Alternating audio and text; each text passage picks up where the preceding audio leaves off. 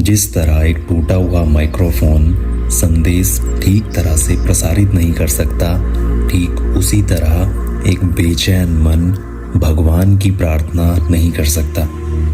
इसलिए मन को शांत करना न सिर्फ जरूरी है, बल्कि यह सच्ची प्रार्थना और आत्मिक शांति का पहला कदम है।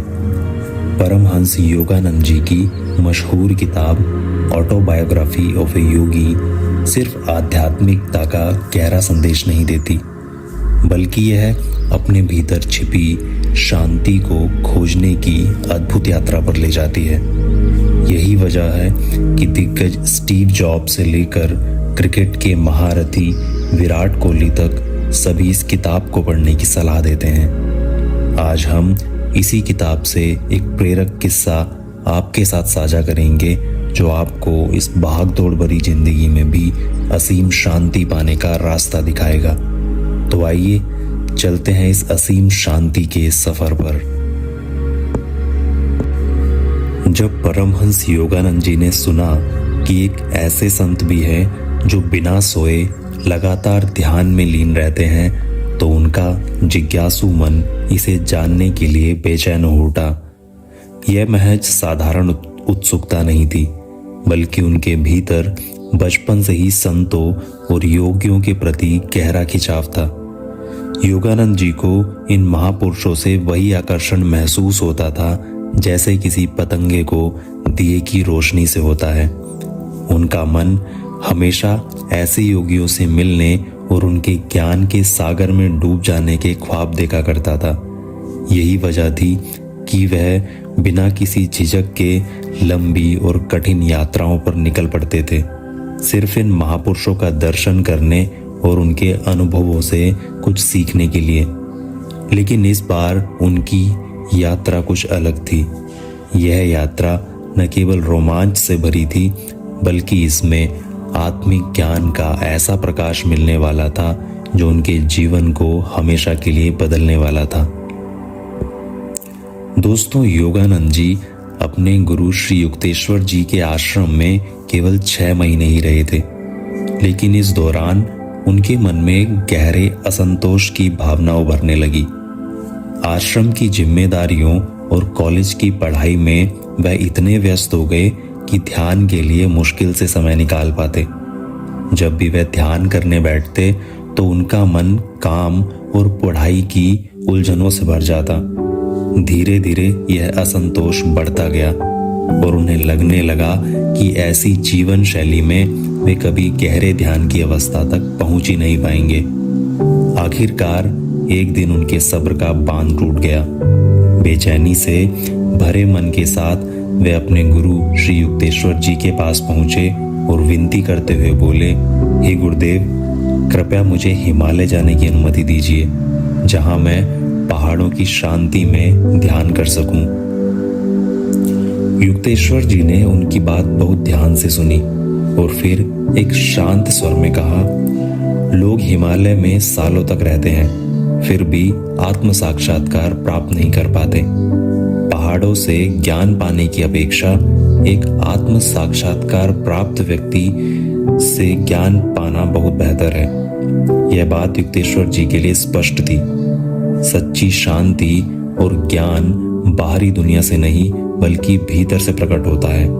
लेकिन उस वक्त योगानंद जी का मन इसे स्वीकार करने को तैयार नहीं था। उनका दिल हिमालय की ओर जाने की जिद पर अड़ा रहा। लगातार मिन्नतें करने के बाद जब श्री युक्तेश्वर जी ने मौन धारण कर लिया, तो योगानंद जी ने इसे उनकी स्वीकृति मान ली और फौरन अपनी यात्रा पैदल ही शुरू कर दी। दोस्तों, अगली सुबह योगानंद जी ने अपने मन में एक नई उमंग के साथ कॉलेज के प्रोफेसर से उस निद्राहीन संत का पता पूछा। जैसे ही उन्हें वह पता मिला, उन्होंने तुरंत निर्णय लिया कि पहले ताड़केश्वर जाएंगे, फिर रणवापुर गांव की ओर बढ़ेंगे। उन्होंने दिल में यह विश्वास था कि इस यात्रा से उन्हें वह आंतरिक शांति और आध्यात्मिक ज्ञान मिलेगा जिनकी उन्हें बरसों से तलाश थी। जब योगानंद जी ताड़केश्वर पहुंचे तो उस प्रसिद्ध मंदिर को देखने का उत्साह उनके चेहरे पर साफ झलक रहा था। यह वही जगह थी जहां हर साल हजारों श्रद्धालु दर्शन के लिए आते थे। लेकिन जैसे ही वह उस पवित्र मूर्ति के सामने खड़े हुए, उनके मन में अचानक से वैराग्य के विचार उमड़ने लगे। उन्होंने सोचा, ईश्वर को खोजने का असली मार्ग तो अपने भीतर है, बाहर नहीं। इस विचार के प्रभाव में उन्होंने न तो मूर्ति के सामने झुकने की जरूरत समझी और न ही प्रार्थना की। वे सीधा मंदिर से बाहर निकल आए। दोस्तों, योगानंद जी ने अपनी किताब में लिखा है कि मंदिर को पीछे छोड़ते हुए मैंने रणबाजपुर गांव की ओर कदम बढ़ाए, लेकिन मुझे बिल्कुल अंदाजा नहीं था कि मेरी इस घमंड भरी सोच के कारण आगे क्या होने वाला है। रास्ते में एक बड़े पेड़ के नीचे एक आदमी बैठा हुआ था। उससे योगानंद जी ने गांव का रास्ता पूछा। आदमी ने थोड़ी देर सोचने के बाद कहा, आगे एक चौराहा आएगा, वहां से बाएं मुड़ जाना और सीधे चलते रहना। योगानंद जी ने उसकी बात मान ली और बताई दिशा में चल पड़े। कुछ देर चलने के बाद योगानंद जी को आभास हुआ कि यह रास्ता गलत है। चारों ओर घना अंधेरा था, न कोई गांव नजर आ रहा था, न कोई इंसान। जंगल से सियार की डरावनी आवाजें भी आने लगी।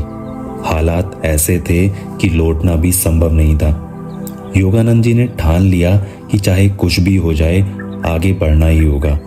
चांद की हल्की रोशनी में वह वीराने में घंटों तक भटकते रहे। करीब 2 घंटे बाद दूर एक झोपड़ी दिखाई दी। उम्मीद की किरण के लिए उन्होंने आवाज लगाई। थोड़ी देर में झोपड़ी से किसान बाहर निकला। योगानंद जी ने उससे संत के गांव का रास्ता पूछा, लेकिन किसान का चेहरा गुस्से से भर गया। वह चिल्लाया, यहाँ कोई संत वंत नहीं रहते, तुम जरूर किसी चोर की तरह लगते हो और रात में इधर उधर घूम रहे हो। योगानंद जी ने तुरंत अपनी स्थिति समझाई और पूरा किस्सा कह सुनाया। किसान का गुस्सा थोड़ा कम हुआ। उसने गहरी सांस लेते हुए कहा, तुम गलत रास्ते पर चले आए हो। चौराहे से तुम्हें बाएं नहीं दाएं मुड़ना चाहिए था। यह सुनकर योगानंद जी जाने के लिए तैयार हो गए, लेकिन किसान ने उन्हें रोक लिया। उसने कहा, अब तो रात का घना अंधेरा है, तुम फिर से भटक जाओगे। बेहतर होगा कि रात यहीं गुजार लो, सुबह मैं तुम्हें सही रास्ता दिखा दूंगा। किसान के इस प्रस्ताव के लिए योगानंद जी ने आभार व्यक्त किया और रात उस किसान के छोटे से मकान में गुजार ली। सुबह की पहली किरण के साथ योगानंद जी ने किसान का आभार प्रकट किया और अपने सफर पर निकल पड़े। दोस्तों, इस बार रास्ता मुश्किल और कटीला था, लेकिन उनके मन में सुकून था कि वह सही दिशा में बढ़ रहे हैं। करीब 2 घंटे की कठिन मेहनत के बाद उन्हें वह रास्ता मिल गया जो उन्हें उनकी मंजिल तक ले जाने वाला था। सही रास्ता पाकर योगानंद जी का उत्साह चरम पर था। तेज कदमों से आगे बढ़ते हुए उन्होंने एक राहगीर से पूछा, अब कितनी दूर बची है भाई? राहगीर ने मुस्कुराते हुए कहा, बस 2 मील और। योगानंद जी ने उस जवाब पर विश्वास करते हुए चलना जारी रखा। 1 घंटे की यात्रा के बाद जब उन्होंने किसी और से पूछा तो वही जवाब मिला, बस 2 मील और। यह सिलसिला लगातार चलता रहा। पूरे 6 घंटे बीत चुके थे, लेकिन बस 2 मील की दूरी जैसे खत्म होने का नाम ही नहीं ले रही थी। थकान और निराशा ने उनका शरीर और मन को जकड़ लिया। ऐसा लग रहा था जैसे यह सफर कभी खत्म नहीं होगा। हार मानने की कगार पर पहुंचकर उन्होंने ठहरकर अपनी आंखें बंद की। मन ही मन उन्होंने संत से प्रार्थना की, हे प्रभु, मुझे इस यात्रा को पूरा करने की शक्ति प्रदान करें। इस प्रार्थना के बाद योगानंद जी ने महसूस किया कि उनके शरीर में एक नई ऊर्जा भर गई है और वह अब तेजी से चल रहे थे। तभी अचानक उन्होंने अपने कंधे पर किसी के हाथ को देखा। चौंक कर जब योगानंद जी ने पीछे मुड़कर देखा तो एक छोटे पत्थर पर एक आदमी खड़ा दिखाई दिया, जिसका रंग सांवला था और उसकी आंखों में एक अजीब सी चमक थी। बिना किसी हिचकिचाहट के उस आदमी ने पूछा, तुम यहाँ किस लिए आए हो? अपनी जिद की वजह से ना?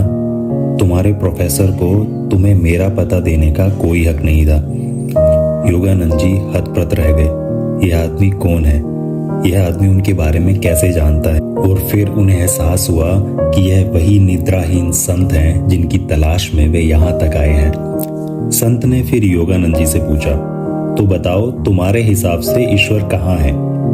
योगानंद जी ने धीरे से जवाब दिया, ईश्वर हमारे अंदर और बाहर हर जगह पर है। संत ने मुस्कुराते हुए कहा, ईश्वर हर जगह है तो फिर तुम मंदिर के सामने जब गुजर रहे थे तो बिना प्रणाम किए क्यों चले गए? क्या तुम्हें उस पत्थर में ईश्वर नहीं दिखाई दिए? शायद तुम्हारे इसी घमंड की वजह से उस राहगीर ने तुम्हें गलत रास्ता दिखा दिया, जिससे तुम कल से आज तक परेशान हो। फिर संत ने एक गहरी और शांत आवाज में कहा, मेरे गुरु लिहाड़ी महाशय हमेशा कहा करते थे कि हर इंसान को लगता है कि उसका चुना हुआ रास्ता ही ईश्वर तक पहुंचने का एकमात्र तरीका है, लेकिन सच तो ये है कि ईश्वर तक पहुंचने के कई रास्ते होते हैं। इसलिए कभी अपने रास्ते पर घमंड मत करो।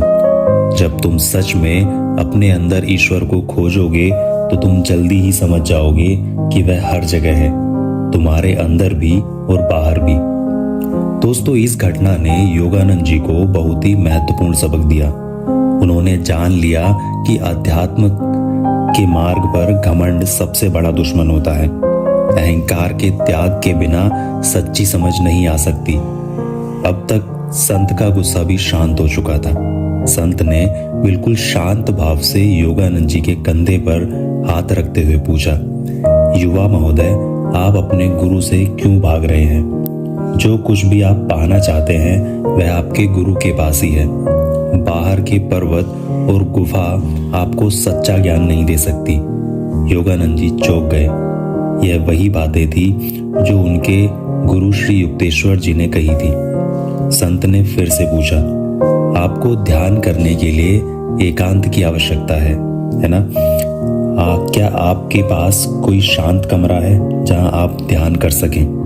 योगानंद जी ने सिर हिलाकर कहा, जी हाँ। संत मुस्कुराते हुए बोले, तो वही कमरा आपका हिमालय है। जब आप अपनी आंखें बंद करते हैं तो कल्पना करें कि आप गहरी शांत गुफा में हैं। वहीं पर शांत होकर ध्यान करें। संत के शब्दों का तात्कालिक प्रभाव पड़ा। योगानंद जी को ऐसा महसूस हुआ जैसे वह वास्तव में एक शांत गुफा में प्रवेश कर रहे हों। अब हिमालय की ओर उनकी दीवानगी पूरी तरह से समाप्त हो चुकी थी। फिर संत ने योगानंद जी को अपनी कुटिया में आमंत्रित किया। उसके बाद कुछ गहरे ध्यान से बाहर आने के बाद योगानंद जी ने उत्सुकता से पूछा, लोग आपको निद्रा विहीन संत क्यों कहते हैं? क्या आप सच में कभी नहीं सोते? संत ने बहुत शांत भाव से कहा, मैंने 20 साल तक एक शांत गुफा में रोज 18 घंटे ध्यान किया और 25 और सालों तक बिना सोए पहाड़ों पर 20 घंटे रोज ध्यान किया। इस अवस्था में मुझे सोने से कहीं ज्यादा शांति और आराम मिला। जब हम सोते हैं तो केवल हमारा शरीर सोता है, लेकिन हमारे अंदर के कई अंग सक्रिय रहते हैं, जिससे हमें अधूरा आराम मिलता है। लेकिन गहन ध्यान में जब हम अति अवचेतन अवस्था में पहुंच जाते हैं तो सभी अंग शांत हो जाते हैं और मैं पूर्ण विश्राम की अवस्था में पहुंच जाता हूं। योगानंद जी ने जब इस गहरे अवचेतन अवस्था के बारे में सुना तो उन्होंने संत से विनम्रता से पूछा, महाराज, मुझे भी आप समाधि क्यों नहीं लगवा देते? संत ने मुस्कुराते हुए समझाया, अभी तुम उस स्तर तक नहीं पहुंचे हो जहां तुम इसे धारण कर सकते हो। यानी तुम में अब तक वह क्षमता नहीं आई है जिससे तुम स्थिति की पूरी शक्ति को संभाल सको। सबसे पहले तुम्हें अपने शरीर और मन को मजबूत करना होगा। निद्राहीन संत ने योगानंद जी की ओर शांत नजरों से देखा और कहा, तुम्हारी सेहत अच्छी है और भगवान के प्रति तुम्हारा समर्पण सराहनीय है, लेकिन याद रखो, जो तुम पाना चाहते हो वह बाहर नहीं मिलेगा। इसके बजाय जो तुम बनना चाहते हो उस पर ध्यान दो।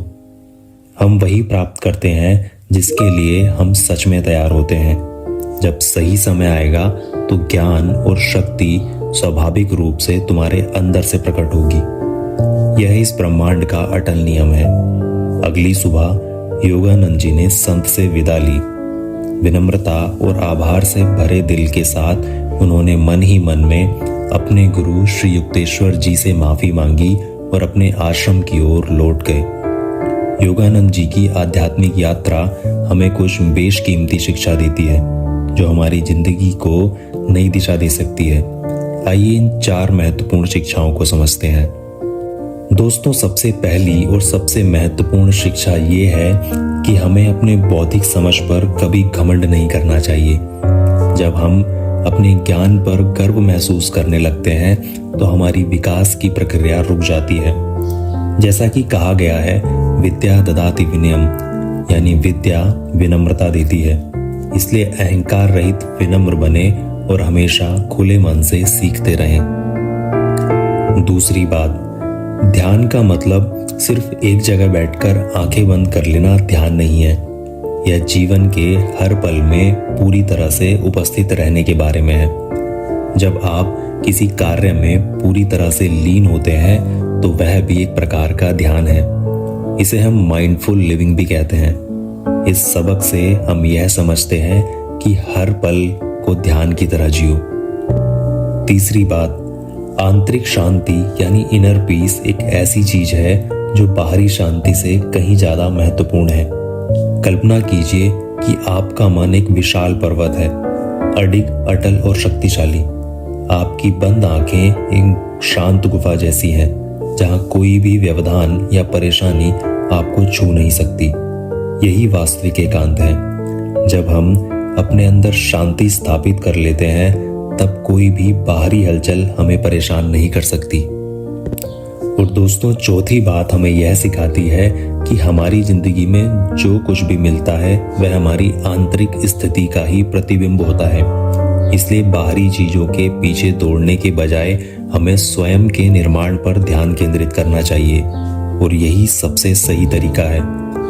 हिमालय की तरह मजबूत, शांत और अडिग बने रहिए।